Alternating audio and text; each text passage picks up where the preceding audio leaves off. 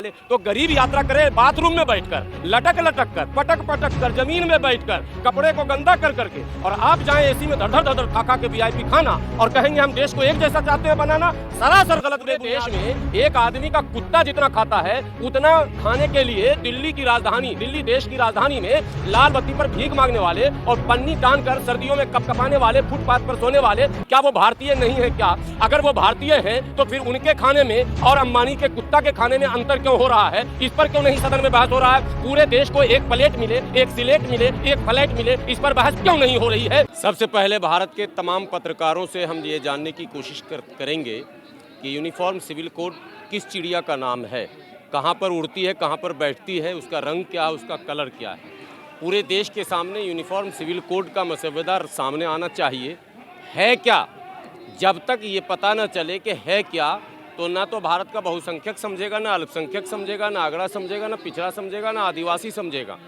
Uniform civil code पर बहस करने वालों से मेरा सीधा सीधा प्रश्न है, उन्हें जो समझाया गया है वो ये समझाया गया है कि यूनिफॉर्म सिविल कोड का मतलब भारत के अल्पसंख्यक विशेषकर मुसलमानों की आज़ादी पर लगाम लगाना है, यानी उनके वैवाहिक स्वतंत्रता पर, उनके दूसरे और जो आइली मसाइल हैं उस पर अंकुश लगाना। नो, बिल्कुल गलत थिंकिंग है।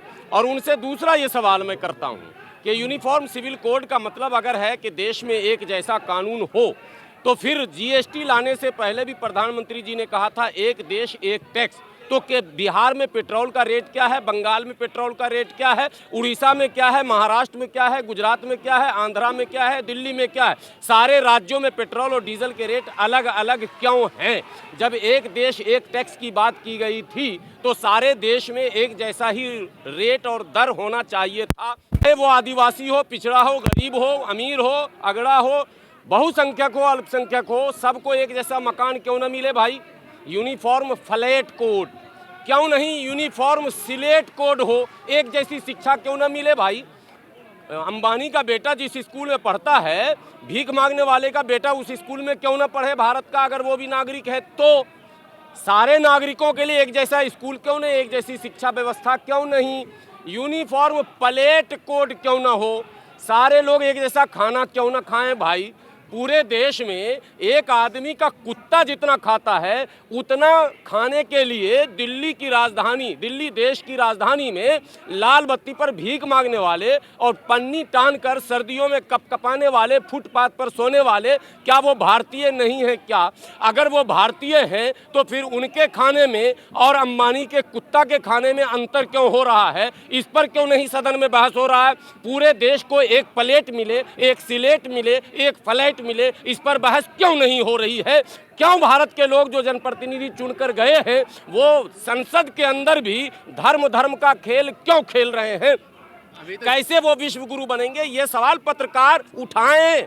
पूरे देश में एक शिक्षा व्यवस्था क्यों नहीं? समान और अनिवार्य शिक्षा पॉलिसी क्यों नहीं? एक जैसी स्वास्थ्य व्यवस्था क्यों नहीं? माननीय गृह मंत्री बीमार पड़ेंगे तो अपोलो में, और एक कौन सा अस्पताल है जिसमें एडमिट हुए थे, वेदांता में भर्ती होंगे। और गुलाम सरवर अगर बीमार पड़ेगा तो वो जो है सरकारी अस्पताल बगल में एक है जहाँ गेट पे कुत्ता भी घूमता रहता है, वहाँ भर्ती होगा। ऐसा क्यों? एक जैसी स्वास्थ्य व्यवस्था पूरे भारतीयों के लिए क्यों नहीं? ये सवाल पहले पूछिए ना।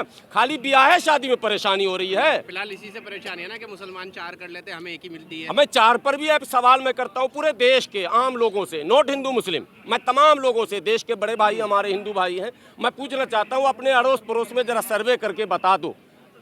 ईश्वर का आपको मैं वास्ता देता हूँ, खुदा का वास्ता देता हूँ, आप बताओ इस पार्टी को, जो पार्टी लगातार देश में घृणा द्वेष फैला रही है, ये बताओ कि क्या वाकई मुसलमानों के 4 शादियां हैं क्या? पूरे देश में जितनी भी आबादी है उसमें 2% भी ऐसी फैमिली नहीं मिलेगी, मुझे लगता है, मेरा भी सर्वे है। ये एक्सीडेंटल केस है और उसमें भारतीय जनता पार्टी भी शामिल है। भारतीय जनता पार्टी के भी कई ऐसे नेता हैं दिग्गज जिनकी 2-3 शादियां हैं।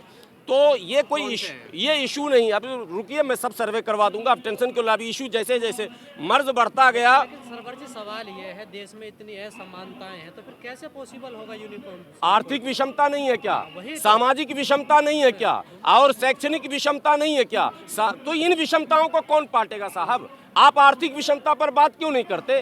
आप सामाजिक विषमता पर बात क्यों नहीं करते? आप शैक्षणिक विषमता पर बात क्यों नहीं करते? आप एक जैसी स्कूल की बात क्यों नहीं करते कि एक पहाड़ी में, एक जंगल में रहने वाले आदिवासियों के मोहल्ले में स्कूल टूटा फूटा? आज बिहार से अभी एक वीडियो मेरे पास मेरे बंदे ने भेजा है, जहां जमीन पर बैठकर बच्चे शिक्षा ग्रहण कर रहे हैं। वो भी भारत का भविष्य है, उनका भी ये देश है साहब, उनके पूर्वजों ने भी कुर्बानी दी है। और इसी देश में सेंट पॉल, सेंट जेवियर्स जैसे स्कूल भी हैं और उनसे भी हाई फाई स्कूल हैं। आखिर ऐसा क्यों कि एक ही देश के बच्चे अलग अलग तरह के स्कूलों में जाएंगे, एक ज़मीन पर बैठेगा और एक एसी में बैठकर पढ़ेगा, एक जो है एसी से चलेगा, एक के घर में हेलीकॉप्टर उतरता है और एक को झुग्गी जो है वो उसको भी उजाड़ दिया जाता है। इसी दिल्ली के नज़दीक खोरी गांव आपने आंखों से देखा होगा, जहां 10,000 झुग्गियों को उजाड़ दिया गया और लगातार बुलडोज हुआ जो है वो हो रहा है। ये झुग्गी झोपड़ी में कौन है? पाकिस्तानी है क्या? आतंकवादी है क्या? रोहिंग्या है क्या? कौन है? अगर भारतीय हैं तो उन भारतीयों को आप छत क्यों नहीं देंगे?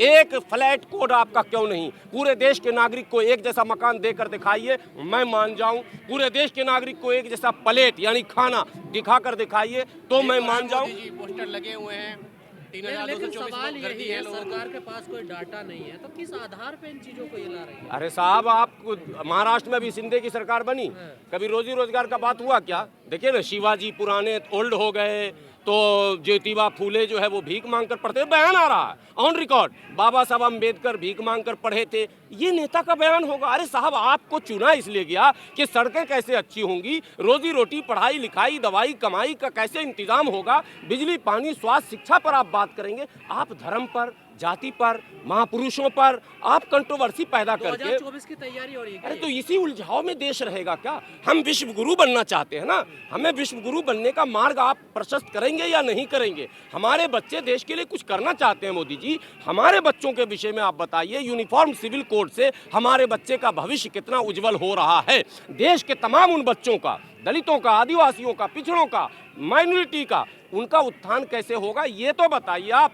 मैं तो कहता हूँ यूनिफॉर्म सिविल कोड जो कल लाना हो वो आज लाइए, अभी लाइए, हम स्वागत करते हैं। लेकिन केवल शादी ब्याह एक जैसा क्यों? खान पान क्यों नहीं एक जैसा? शिक्षा एक जैसा क्यों नहीं? स्वास्थ्य एक जैसा क्यों नहीं? पहनावा ओढ़ावा एक जैसा क्यों नहीं? कोई जहाज से चले, कोई एसी से चले, कोई राजधानी से चले, कोई दुरंतो से चले, कोई बुलेट से चले और कोई जो है लोकल ट्रेन में, लोकल बोगी में ठूस ठूस के, बाथरूम में घुस घुस के यात्रा करे। ये कैसे असमानता? इसको कैसे पाटिएगा आप?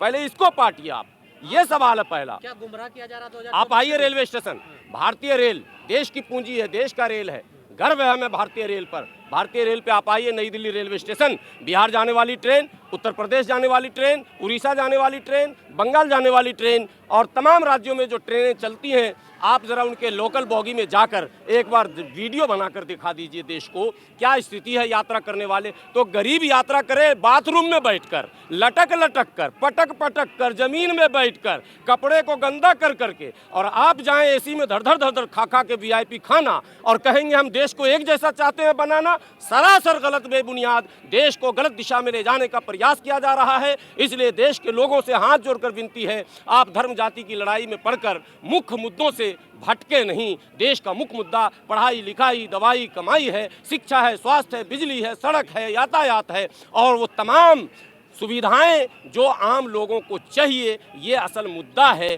आज आप देख रहे हैं जंतर मंतर पर लगातार आप लोग कवर करते हैं, कितने मुद्दे हैं, कई तरह की मांग को लेकर लोग आते हैं, गिड़गिड़ाते हैं, चिल्लाते हैं, कई बार तो बेचारे अपमानित भी होते हैं, लाठी डंडे भी लगते हैं, लेकिन समस्याएं जस की तस